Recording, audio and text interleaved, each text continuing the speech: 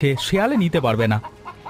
তারপরও আমার মনের মধ্যে কেমন যেন হচ্ছে। একবার চলো না। এত বৃষ্টির মধ্যে কলা বাগানে আমার একদম যেতে ইচ্ছে করছে না। তার উপর আবার গভীর রাত। তুমি এত করে বলছো যখন, চলো।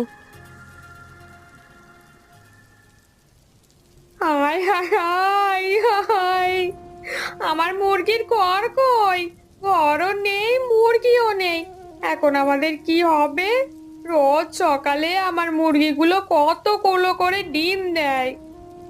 আমি ঠিক জানতাম মুরগি চুরি হবে, কিন্তু ঘর সহ চুরি হবে এটা আমি কল্পনাও করতে পারিনি। তবে যেই চুরি করুক না কেন, আমি তোমার মুরগির ঘর ঠিক ফিরিয়ে নিয়ে আসবো। একবার চুরি হয়ে গেলে কি আর ফিরে পাবো? আমার এত শখের মুরগির হাড় চুরি হয়ে গেছে গো। তুমি মন খারাপ করো না, আমি কথা দিলাম তোমার মুরগির ঘর ঠিক ফিরিয়ে নিয়ে আসবো। এখন ঘরে চলো।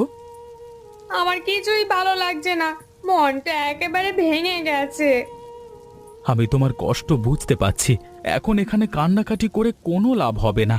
আমি বরং কালকে কলা বিক্রি করতে গিয়ে মুরগির ঘরে খোঁজ করব।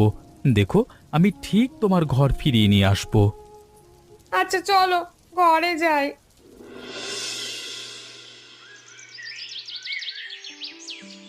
এই তো মাসিমা চলে এসেছে। মুরগির বাচ্চা এনেছো? বাহ, মুরগির ঘরটা তো বেশ সুন্দর। কিনেছিস বুঝি? এই নে মুরগির বাচ্চা। ভালোই হলো, মুরগির বাচ্চাগুলো বিক্রি করতে আর কষ্ট হলো না। একটা মুরগি ছিল, সেই মুরগির ডিম ফুটে বাচ্চাগুলো হয়েছে।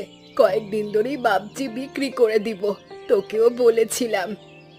তুমি যাতে অন্য কোথাও বিক্রি করতে না পারো, সেই জন্যই ভোরে গিয়ে তোমাকে বলে এসেছিলাম বাচ্চাগুলো আমাকে দেওয়ার জন্য। সকাল সকাল চলে এসেছো, খুব ভালো হয়েছে।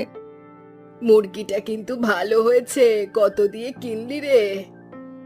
দামটা যে কত ঠিক মনে করতে পারছি না। আমার দাদা কাল সন্ধ্যায় সোনাডাঙ্গা বাজার থেকে কিনে এনে দিয়েছে। ওইখানে সস্তায় মুরগির ঘর পাওয়া যায়। ও বাবা, তাই নাকি? তো মুরগির ঘরে এত কাদা লেগে আছে কেন? কাল অনেক ঝড় বৃষ্টি হয়েছে তো, তাই সোনাডাঙ্গা থেকে নিয়ে আসতে গিয়ে এমন কাদা লেগে গেছে।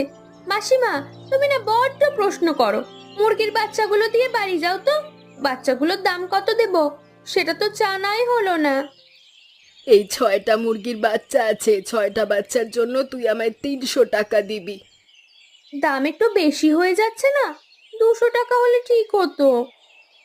না বাপু, আমি 200 টাকা দিয়ে মুরগির বাচ্চা বিক্রি করতে পারবো না।